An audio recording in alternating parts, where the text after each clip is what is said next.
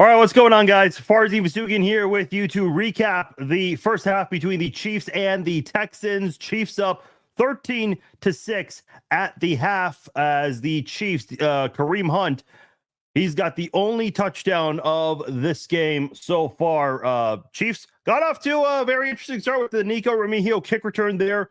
Took it back all the way into the red zone in it with the help of that penalty from that special teams player who went ahead and shoved his coach, but had that nice return there of 63 yards.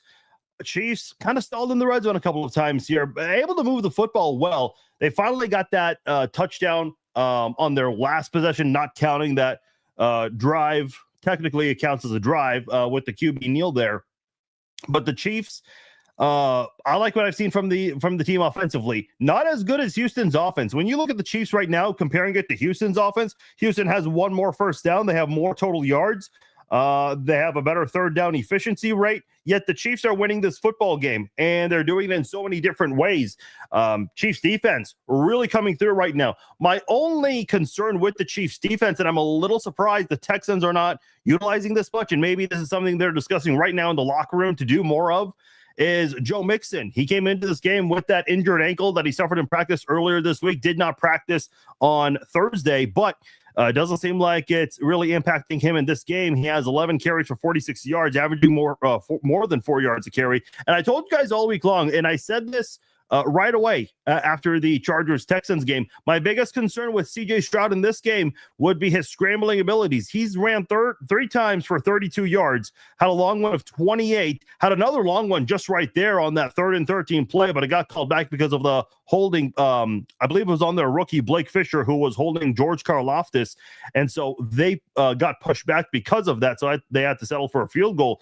But that was one of my concerns, and the Chiefs have not done a very good job of containing C.J. Stroud with the scrambling, and I think that's been part of it right there, where the Texans do have some of these designs where they're making the receivers go deep vertically, and the Chiefs, since they don't have a spy on a lot of these, which is a surprise to me, that's allowing C.J. Stroud to get these open lanes and go out there more. So I'm hoping Spags makes that big halftime adjustment. I've always said Andy Reid with his offensive adjustments and Spags with his defensive adjustments at the half, they're the best at doing what they do. So I'm sure they'll get that figured out as the game goes on here.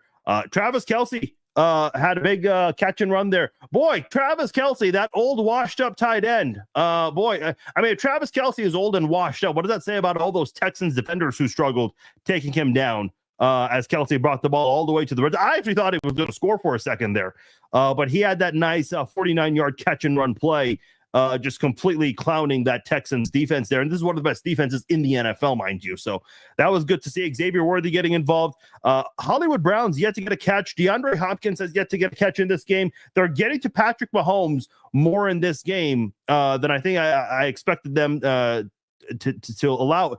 Mahomes has definitely struggled. The offensive line not playing as well as I thought it would. This Texans defensive front, when these two teams played 4 weeks ago, I mentioned that this is a very good Texans defense, and I said at the time that their edge rushers do concern me, and you're starting to see that come into play there. Danielle Hunter, Will Anderson, they're both very good at what they do. I know Will Anderson got the sack. He also has a couple of tackles for a loss. He got another quarterback hit on Patrick Mahomes. Danielle Hunter has got a couple of pressures on Mahomes in this game.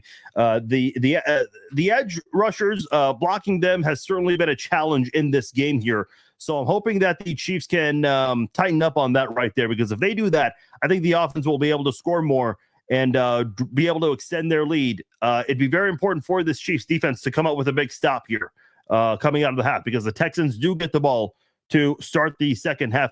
Listen, the Chiefs are allowing more yards, but they're not allowing more points. And I think that's been, whether it's been Bob Sutton or Steve Spagnuolo as the defensive coordinator of the Chiefs, we've always seen this bend, don't break style defense. I didn't see much of that last year because the Chiefs defense was just too damn good for anyone to really just get through. But we've kind of seen a little bit more of that this year than we have last year. So those are my thoughts on the offense and the defense. Oh, by the way, special teams, I know there were some concerns about Butker. Not a bad game from Butker so far. I know those were both kicks with red zone stalls, so not necessarily terribly far field goals there, but still, certainly setting aside any concerns that some people had. You know what's so weird? I'm watching the halftime show right now on my phone, and they're talking about the college football playoff game, which I get because, you know, it's going to be on ESPN, so it's a big deal. It just feels weird to talk about that during the divisional round of the playoffs because it's usually over by now, college football, that is. So a lot of football action for the next 3 days. The divisional round playoffs today and tomorrow, and then the championship on Monday. How about those refs? Yeah, how about I can't believe the refs made Fairbairn miss a 55-yard field goal, man. Can't believe it. Can't believe it. Yeah, those refs. I can't believe the refs just let Kelsey catch and run and make all those defenders miss. Yep, the refs totally did that one. Yeah, and he had that drop earlier, but made up for it on that big 49-yard play. Yeah, that was a close one. It seemed like that the defender was it seemed like he had a hand on that, and I think that's why that was not considered a catch, but I'll let the experts weigh in on that. The refs, the refs, once again. Michael, appreciate you and what you do for our great country, sir. Thank you. Yeah, again, they didn't have a catch in the first half. I don't think Hopkins targeted. I don't feel like he was. The stat sheet says he was once. Hollywood twice. One was on the first drive of the game, and the other one was that big play that we thought was a catch, but apparently not. I'll read some Instagram comments here. Danny is saying, is Cook out? Yeah, Cook went out of the game. I don't believe he ever came back. He does have more tackles than anyone on the Chiefs defense, though. Casey says, people acting like roughing the passer hasn't been a problem league-wide for years.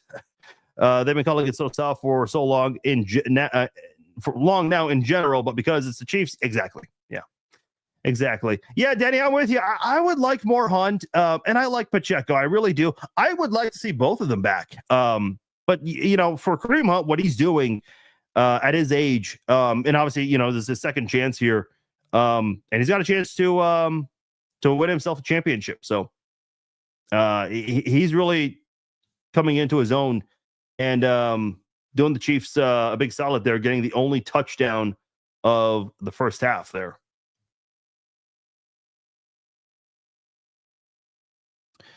Yeah, I mean, when they showed one of the replays, I thought that, but when they showed the replay where the defender's hand was kind of in the way, I'm guessing that's why that's considered not controlling it all the way through. So Nicholas wants to see some more RPO. Yeah, Omenahu, by the way, I'm glad you brought this up, Robert. Omenahu, the last time he played a playoff game was in the AFC Championship game on the road against the Ravens. What did Omenahu do in that game?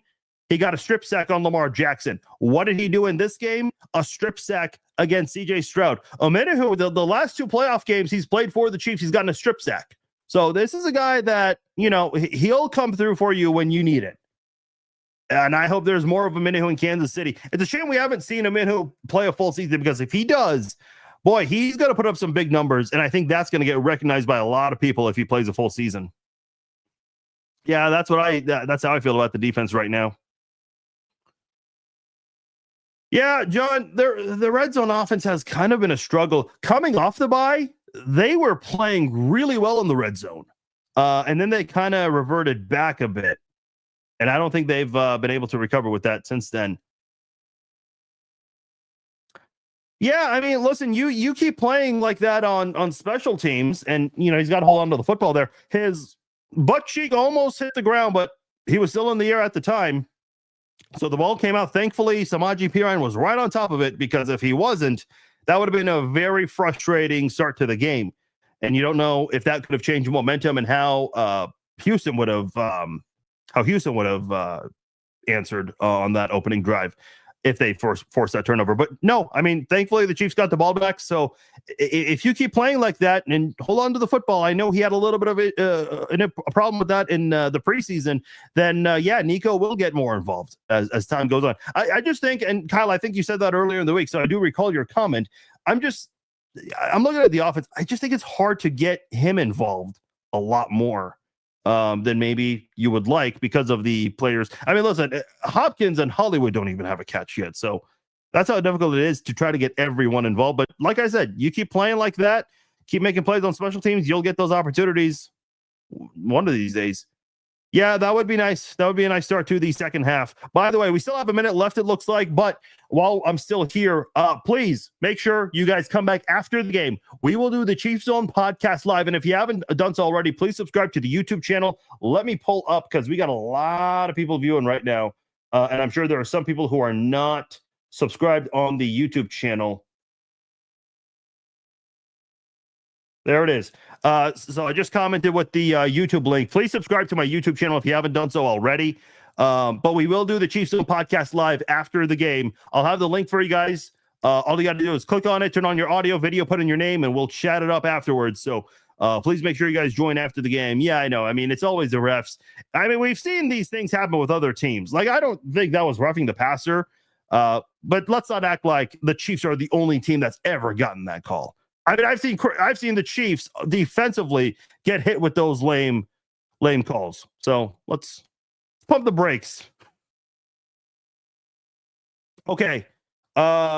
Yes, Brenda, I was hoping for that. Okay, the game is back on. I'm gonna get out of here. Thank you all for joining me. If you guys did not get your comment read, I apologize. Too many comments, short amount of time. Please come back after the game. Chiefs Zone podcast live. I'll talk to you all then. Enjoy the rest of the game. Peace out.